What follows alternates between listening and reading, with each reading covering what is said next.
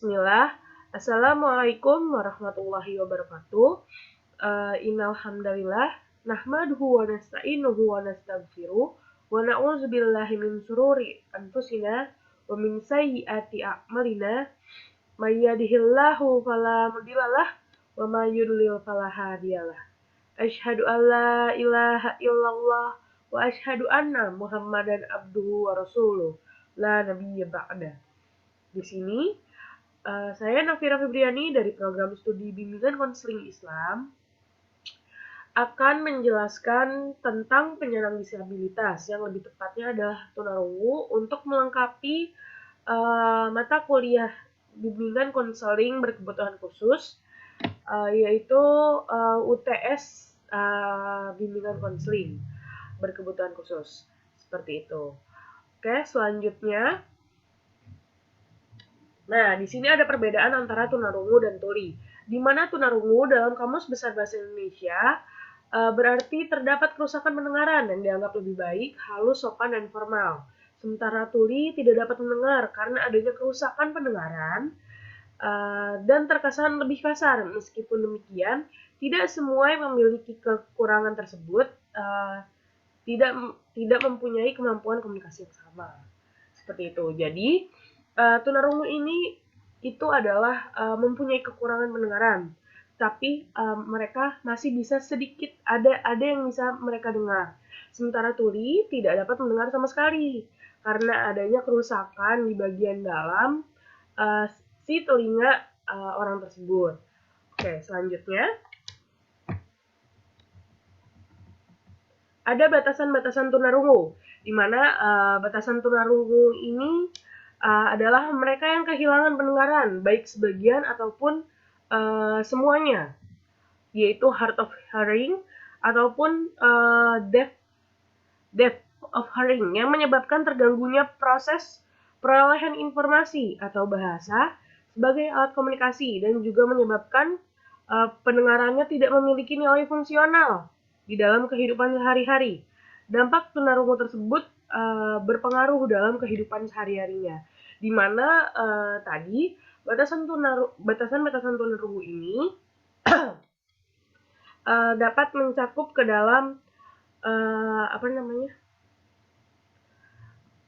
mencakup ke dalam gangguan-gangguan pendengaran. Ada yang dari sangat ringan, sedang, dan ekstrim, di mana yang ringan itu bernilai 27 sampai 40, dan yang ringan 41 sampai 55, yang sedang 56 sampai 70, yang berat 71 sampai 90, dan yang paling ekstrim atau tuli tidak bisa mendengar sama sekali itu berada di atas 91 nilainya.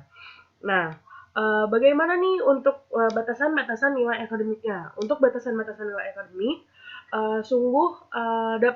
tidak bisa kita pungkiri lagi, pasti ada perbedaan antara manusia normal dengan manusia yang mempunyai kekurangan tersebut, di mana pada penyandang disabilitas ini di Indonesia maupun di luar negeri sudah mempunyai sebuah lembaga akademis, yaitu mungkin kita sudah pernah mendengarnya, yaitu adalah sekolah luar biasa.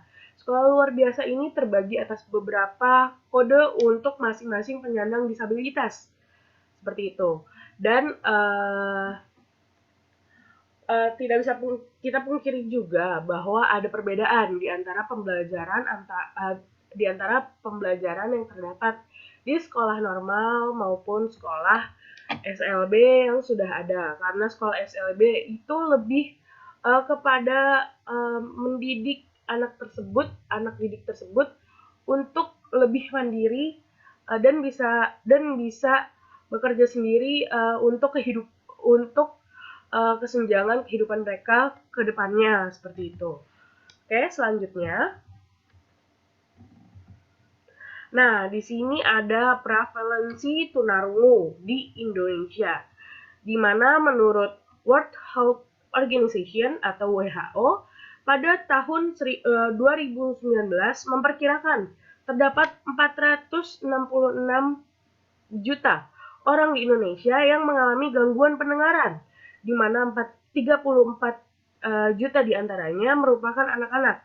Sebanyak 360 juta atau sekitar 5,3% penduduk dunia mengalami ketulian. Mayoritas orang dengan gangguan pendengaran berada di negara dengan tingkat pendapatan menengah ke bawah. Sekitar 180 juta penyandang disabilitas rungu berasal dari Asia Tenggara. Yang diperkirakan pada tahun 2050 terdapat lebih dari 900 juta orang atau setiap dari 1/10 orang di dunia memiliki gangguan pendengaran. Berdasarkan hasil riset kesehatan dasar yang dilaksanakan oleh Badan Penelitian dan Pengembangan Kesehatan, Balitbangkes, Kementerian Kesehatan tahun 2018. Proporsi tunarungu sejak lahir pada anak umur 24-59 bulan di Indonesia yaitu sebesar 0,11. Di sini tercantum 0,11 dan untuk yang pertama ada tunanetra 0,10, untuk yang ketiga ada bibir sumbing 0,12, yang keempat ada tunawicara yaitu 0,15, selanjutnya ada tunadaksa yaitu 0,16, yaitu selanjutnya ada Down syndrome di angka 0,21, dan yang paling besar adalah minimal satu jenis kecacatan yaitu 0,41, di mana kehilangan pendengaran atau juga dikenal dengan istilah tuli adalah gangguan pendengaran di mana seseorang tidak dapat mendengar suara secara sebagian ataupun keseluruhannya, seperti yang tadi sudah saya jelaskan, hard of hearing ataupun deaf of hearing, seperti itu. Dan standar yang ditetapkan oleh WHO adalah apabila seseorang tidak dapat mendengar lebih dari 40 desibel pada orang dewasa usia 15 tahun ke atas dan lebih dari 30 desibel pada anak-anak usia 0,0 sampai 14 tahun. Menurut data ataupun Sistem Informasi Manajemen Penyandang Disabilitas SIMPD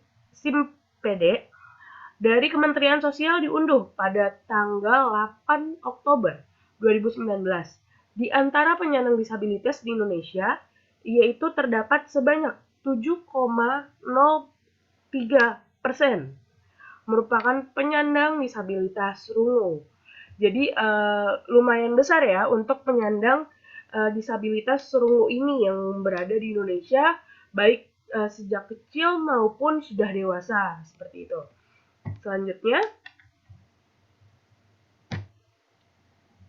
nah di sini ada kategori dan penyebab tunarungu, di mana Somat dan Hernawati pada tahun 1995 pada halaman 32 mereka menjelaskan bahwa secara umum penyebab ketunarunguan dapat terjadi pada lahir parental, di mana mungkin pada masa parental ini adanya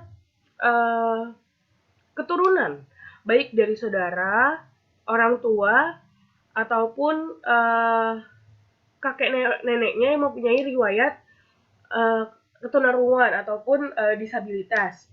Yang kedua itu ketika lahir, natal, ataupun sesudah lahir, postnatal. Hal tersebut bisa terjadi bahwa jika mereka mempunyai kecacatan tersendiri, misalkan mengidap penyakit meningitis ataupun mendengar suara yang terlalu keras sehingga dari bagian dalam kuping tersebut tidak dapat menerima secara baik dan pada akhirnya malah merusak bagian yang terdapat pada kuping tersebut, seperti itu. Nah, hal berikut juga terbagi menjadi dua ya. Yang pertama adalah faktor dari dalam diri dan faktor dari luar diri, seperti yang tadi saya sudah jelaskan. Yang pertama mungkin dari adanya keturunan dari salah satu kedua orang tuanya yang mengalami ketunarunguan, ya. Lalu ibu yang sedang mengandung dan menderita campak Jerman ataupun rubella. Selanjutnya ibu yang sedang mengandung menderita keracunan darah toxemia. Hal ini dapat menyebabkan kerusakan pada plasenta yang dapat mempengaruhi pertumbuhan janin, sehingga si janin ini ada kesulitan untuk mendengar, seperti itu. Nah, untuk faktor luar dari anak, ini menurut Somat lagi dan Hernawati pada tahun 1995 di halaman 34. Tadi halaman 32 ya, ini halaman 34, yang mana anak mengalami infeksi pada saat dilahirkan atau kelahirannya. Misalkan terserang herpes simplex, jika infeksi ini menyerang alat kelamin ibu, maka dapat menular pada anak yang dilahirkan. Dan yang kedua, meningitis atau radang selaput otak yang tadi saya jelaskan lagi, itu bisa saja terjadi apabila hal tersebut ada, seperti itu. Dari hasil penelitian para ahli, ketunarunguan disebabkan karena meningitis antara lain. Penelitian dilakukan oleh Vermont pada tahun 1968 sebanyak 8,1% Ries pun berpendapat pada tahun 1973 melaporkan bahwa ada 4,9%, sedangkan Tribus pada tahun 1985 juga memberikan keterangan bahwa ada penyandang sebanyak 7,33%. Dan yang selanjutnya ada otitis, yaitu media radang pada bagian telinga tengah. Adalah radang pada bagian telinga ini dapat menimbulkan nanah, dan nanah tersebut mengumpil dan mengganggu hantaran bunyi. Jika dalam kondisi ini kronis, maka tidak kronis dan tidak segera diobati, maka penyakit ini dapat menimbulkan kehilangan pendengaran total, seperti itu. Dan yang selanjutnya ada penyakit lain atau kecelakaan yang dapat mengakibatkan kerusakan alat-alat pendengaran bagian tengah dan dalamnya, seperti itu. Selanjutnya, nah di sini ada screening awal pada bayi, di mana screening awal pada bayi ini harus dilakukan apabila terdapat gejala berikut, yaitu bayi tidak terkejut dengan suara keras yang muncul tiba-tiba.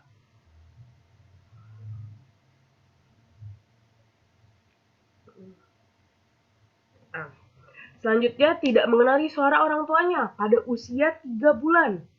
Sementara suara orang tua itu kan sering terdengar ya, baik di bayi ini ataupun untuk anak balita pada umumnya. Dan selanjutnya, tidak menolehkan wajah atau melihat ke arah yang datang suara pada usia 6 bulan.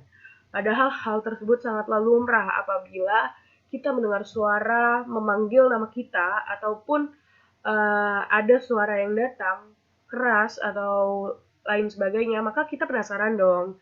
Nah, dengan penasaran itu kita bersikap apa? Maka kita akan segera mencari dari mana asal suara tersebut. Dan yang selanjutnya ada bayi yang tidak mampu menirukan suara ataupun mengucapkan kata pada usia 1 tahun. Nah, jika ada bayi yang tidak mampu menirukan suara dan mengucapkan kata pada usia 1 tahun, kita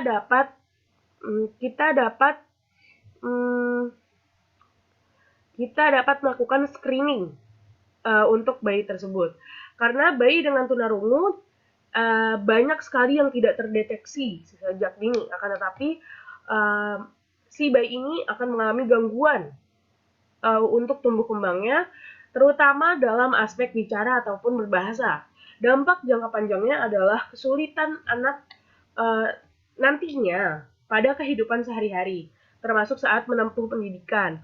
Hal tersebut sungguh sangat meresahkan ya untuk anak ini, karena banyak hal yang dapat terjadi jika dari kecil mereka tidak bisa mendengar. Apabila hal tersebut terjadi dari bayi, maka bisa saja si anak mengalami tunawicara juga, karena dari awal pun mereka belum bisa mendengar. Jika mereka belum bisa mendengar, bagaimana mereka bisa berbicara, seperti itu. Dan pilihan screening ini kita harus men-screening karena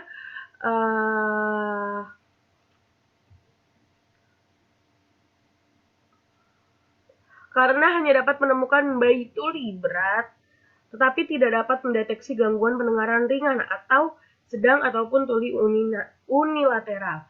Maka dari itu, kita harus melakukan screening awal pada bayi apabila terjadi nih gejala-gejala yang sudah disebutkan tadi. Kita harus lebih waspada terhadap bayi kita ke depannya. Semoga bayi kita tidak terjadi apa-apa seperti itu. Semoga sehat walafiat semuanya, baik ibu maupun anaknya dan keluarga ke depannya. Dan sekian presentasi dari saya. Kurang dan lebihnya mohon dimaafkan. Wassalamualaikum warahmatullahi wabarakatuh.